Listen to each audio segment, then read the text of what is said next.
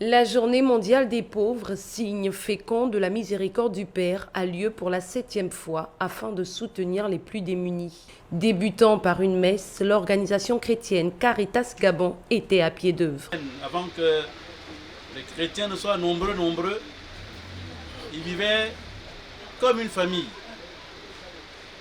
Tout ce qu'ils avaient, ils mettaient en commun.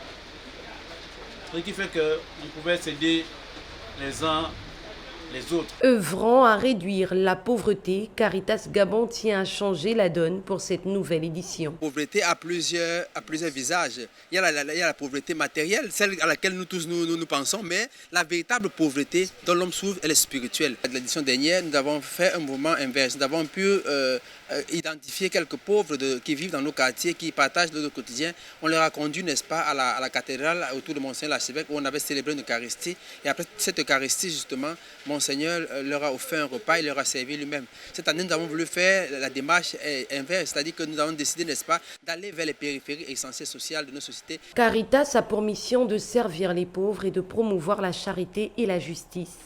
Ce fut le cas pour cette journée de Thérèse Tségué, vivant avec sa famille dans des conditions déplorables.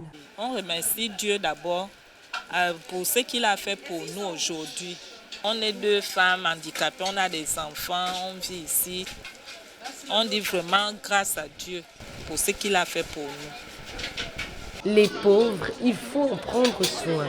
Il ne s'agit pas de le faire pour un seul jour, mais que ça devienne une attitude dans nos habitudes, car ils ont besoin de tout un chacun.